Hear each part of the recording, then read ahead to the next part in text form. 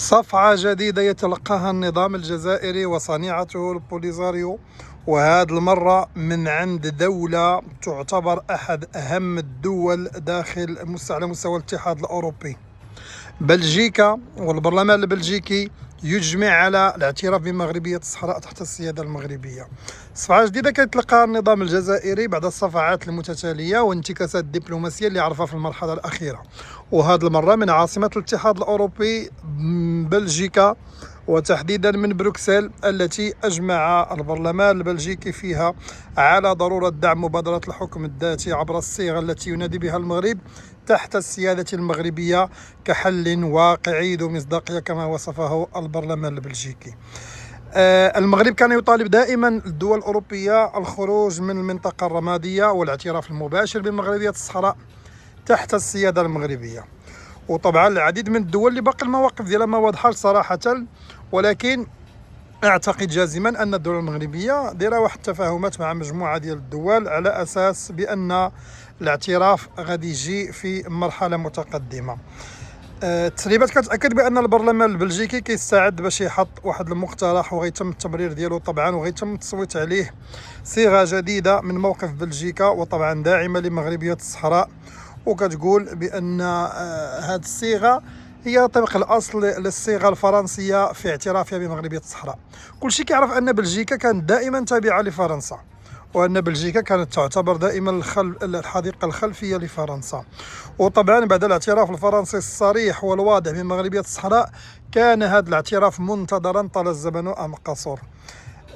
المكانه ديال بلجيكا داخل الاتحاد الاوروبي، فنظرا لانها تعتبر عاصمة الاتحاد الأوروبي، وبروكسل تعتبر عاصمة الاتحاد الأوروبي، وفيها البرلمان الأوروبي، وفيها مجموعة من الهيئات الحقوقية التابعة للاتحاد الأوروبي.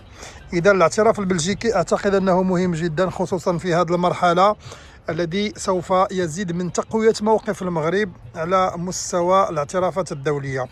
طبعا أنا أستبعد أن النظام الجزائري وأن خديديم الكابرانات عطيطيف يخرج مرة أخرى يهرول أو لا يدير شي تصريحات ضد دولة بلجيكا كما فعل مع فرنسا وإسبانيا، لأن الجزائر اليوم اكتشفت بأن كل الصفعات التي تلقتها بعد البيانات التي أصدرتها كانت فعلا مخزية ومدلة، بحيث لا توجد دولة ردت على البيانات الجزائرية المستنكرة للاعترافات. وعدم الرد على النظام الجزائري في حد ذاته تحقير له، ويعني عار يلحقه أن لا أحد يكترث له أو يرد على دبلوماسيته التي أصبحت مرتهنة. طبعا لا نستبعد بأن غيكون تحركات ديال كابرانات، وغيكون تواصلات مع السفير البلجيكي في الجزائر، وربما يقلبوا على طرق باش يدفعوا الاموال عود للوبيات ولاحزاب بلجيكيه حتى تعرقل هذا القرار. طبعا اموال بصبع الزرق اللي غيتشراو بها الطوبيسات غتمشي دابا منها واحد الجزء كبير لبلجيكا، باش فقط ماشي باش يوقفوا الاعتراف بمغربيه الصحراء، ماشي باش تراجع بلجيكا على اقرارها بسياده المغرب على صحرائه، طبعا لا، لكن فقط من اجل عرقلة هذا الاعتراف حتى لا يذهب إلى أبعد مداه في التنزيل على الواقع.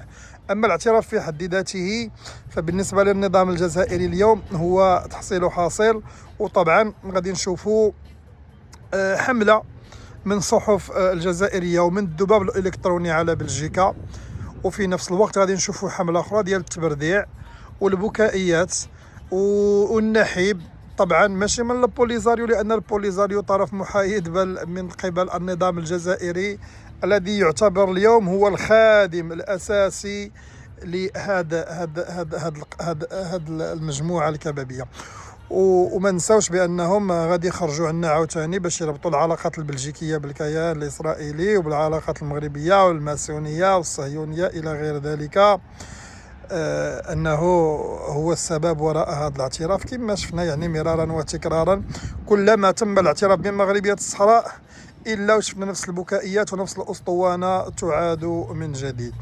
اذا بلجيكا واعتراف بلجيكي مهم في هذا الوقت الحالي، واعتقد بانه يشكل خارطه الطريق، وكيف قلنا من قبل غنشوفوا مزيد من الاعترافات داخل الاتحاد الاوروبي وداخل مجموعه من الدول الاخرى. النقطة الثانية اللي حبيت نتحدث عليها في هذا اللايف هذه، وهي التصرفيقة الثانية اللي تلقاها النظام الجزائري من عند ريما حسن. ريما حسن واحد الفرنسية من أصول فلسطينية، وهي نائبة في البرلمان الأوروبي في حزب فرنسا الأبية اللي كيقودوا نيلونشو. هاد نيلونشو اللي دعمته الجزائر وعطاته الأموال المملينة وخسرت عليه أموال الغاز والنفط حتى يهاجم وزير الداخلية الفرنسي وينصر فرنسا. اليوم النائبة الفلسطينية أو الفرنسية من أصل فلسطيني ريما حسن ما قرش فيها الخبز والطعام والملح، وما قرش فيها كل الأموال التي كانت كتقاضاها من النظام الجزائري، لأن هذه ريما حسن وكيف ما كنعرفوا جميعا كانت مناهضة للمغرب، وكانت دائما تدعو إلى استقلال الصحراء عن المغرب، وكانت تدعو إلى ما تسميه تصفية الاستعمار، وكانت تقول بأن قضية البوليزاريو هي على غرار القضية الفلسطينية، وأن المغرب دولة محتلة إلى غيرها. هذا ريما حسن أو حسن ريما، لا ريما حسن، اليوم خذت موقف جديد وخرجت ثاني خرجة ديالها الآن أو ثالث خرجة لتقول بأنه لا علاقة لقضية الصحراء الغربية المغربية بقضية البوليزاريو. طبعا الأمر لن يرضي الجزائر، لأن الجزائر كانت دائما تحاول أن تربط قضية الصحراء بقضية البوليزاريو. ريما حسن تغير الموقف ديالها 180 درجة، وعبرت أكثر من مرة في الشهر الأخير عن تحول جذري في الموقف ديالها، وأصبحت تقول أنه لا بد من البحث عن حلول مرضية لجميع الأطراف بحيث تحفظ وحدة الدول. وطبعا هذا الشيء لن يرضي النظام الجزائري، لأن النظام الجزائري دفع لها الأموال ودفع الحزب ديالها الأموال باش يلمع صورة الجزائر في فرنسا لمدة طويلة، وما كانش كينتظر موقف من هذا، خصوصا من عند فلسطينية اللي تتبرأ من ربط قضيتها وهي القضية الفلسطينية بقضية البوليزاريو.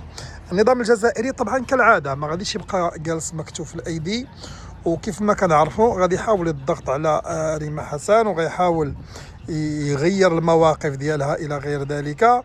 فلجأ إلى أحد